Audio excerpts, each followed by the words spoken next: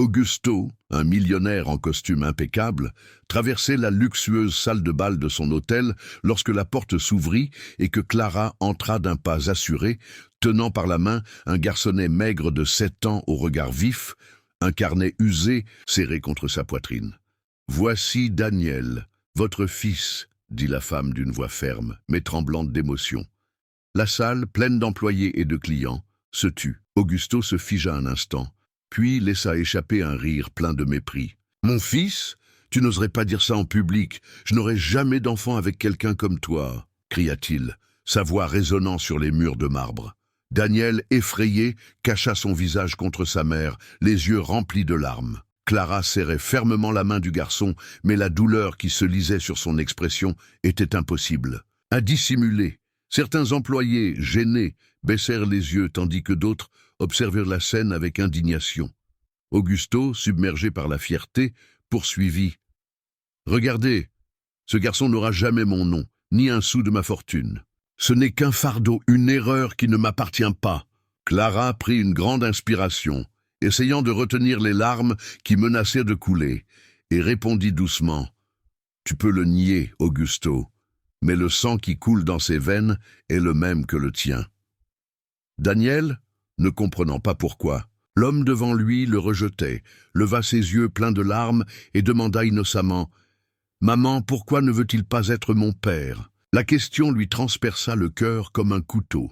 Augusto, pour clore la scène, lui tourna le dos avec mépris et ordonna aux agents de sécurité « Sortez-les d'ici et vite !»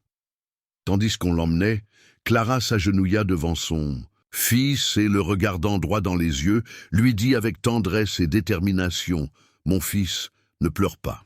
Aujourd'hui, il t'a rejeté, mais un jour, tu montreras au monde qui tu es vraiment. Ne nourris pas de haine. Transforme cette douleur en force. » Daniel essuya ses larmes de son petit poing et serra le carnet contre sa poitrine, comme s'il se jurait de ne jamais oublier ce jour. Le silence qui régnait dans la pièce était pesant, et chacun savait qu'à cet instant, Augusto avait non seulement rejeté un fils, mais avait perdu la chance de découvrir le véritable trésor de sa vie. Les années passèrent, et Daniel grandit en portant le souvenir brûlant du rejet au plus profond de lui-même.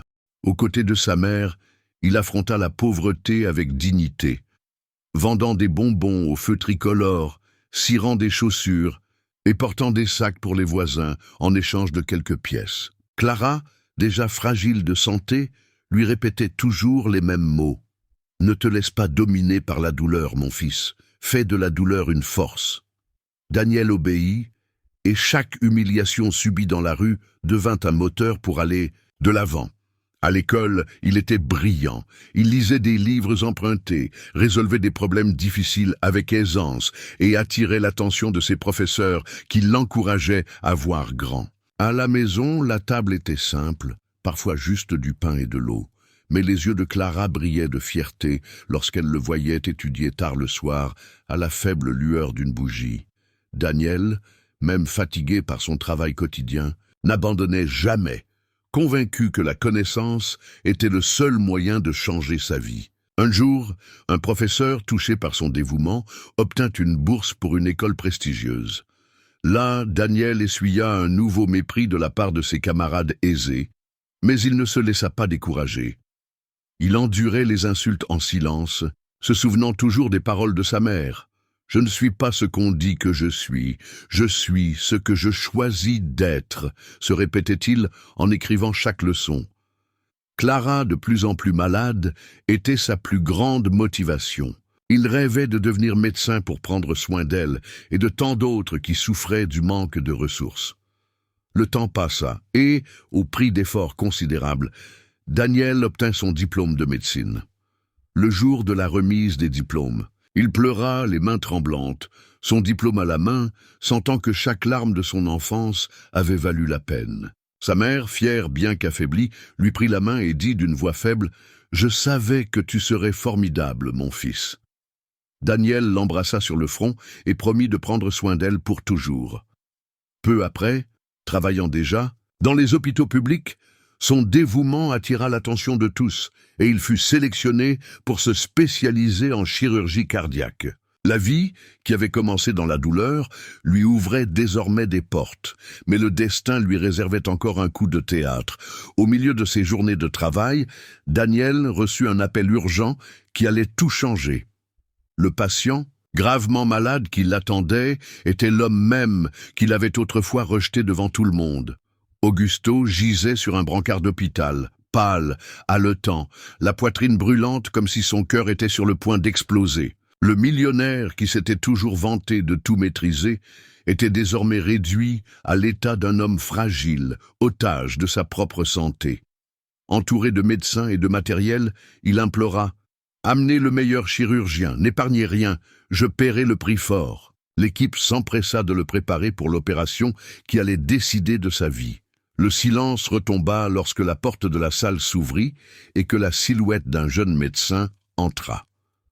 Augusto leva les yeux fatigués et se figea. Devant lui se tenait Daniel, vêtu d'une blouse impeccable, son badge brillant sous la lumière blanche, le regard ferme et serein. Le temps semblait s'être arrêté. Le souvenir du garçon rejeté des années auparavant revint comme une ombre, et il se tenait maintenant là, non pas comme un mendiant, non pas comme un humilié, mais comme l'homme dont sa vie dépendait. Augusto essaya de parler, mais sa voix vacilla, de lourdes larmes ruisselaient sur son visage ridé. « Toi, c'est toi !» murmura-t-il, incapable de terminer sa phrase. Daniel s'approcha lentement, les yeux fixés sur l'homme qui lui avait autrefois tourné le dos.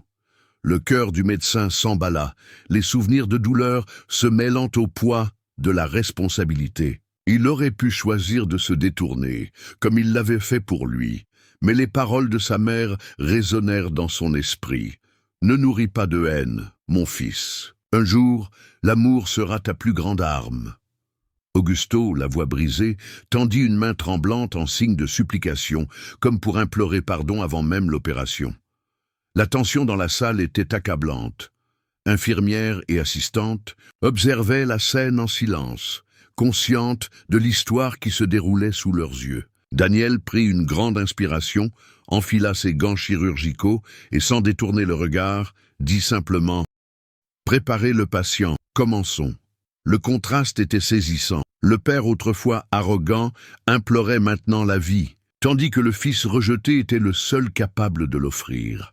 La scène se termina dans un silence pesant, laissant planer la question que personne n'osait poser à voix haute. Daniel sauverait-il l'homme qui l'avait méprisé, ou laisserait-il le destin suivre son cours? L'opération dura des heures, et chaque seconde semblait peser une éternité. Daniel, d'une main ferme et d'un regard concentré, guidait chaque mouvement avec précision, comme s'il portait non seulement la vie d'un patient, mais aussi l'histoire, même qu'il avait marquée depuis son enfance. Le cœur d'Augusto, fragile et meurtri, battait sous les soins du fils qu'il avait impitoyablement rejeté des années auparavant. Finalement, lorsque les moniteurs commencèrent à émettre des signaux stables, un soupir collectif parcourut la pièce. La vie avait été sauvée. Quelques jours plus tard, dans le silence de la chambre d'hôpital, Augusto ouvrit les yeux et trouva Daniel assis à ses côtés, l'observant sereinement. Le millionnaire affaibli laissa échapper des larmes qu'il ne put retenir. « Je ne le méritais pas. Vous auriez pu me laisser mourir, mais vous avez choisi de me sauver », murmura-t-il d'une voix brisée, emplie de regrets. Daniel, le cœur lourd, répondit fermement « Je ne l'ai pas fait parce que vous êtes mon père. Je l'ai fait parce que je suis médecin et parce que ma mère m'a appris que le pardon est plus puissant que la haine. » Ces mots frappèrent Augusto comme un coup douloureux.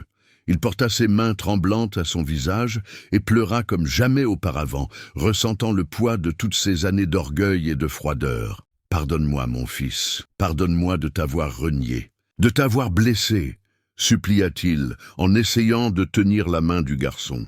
Daniel hésita un instant, se souvenant des nuits où il pleurait seul de ne pas avoir de père, puis il tendit la main et serra la sienne, un geste plus éloquent que tous les mots.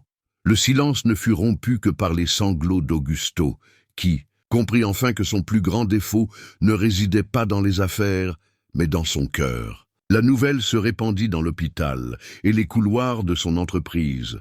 Le millionnaire arrogant avait été sauvé par son propre fils rejeté.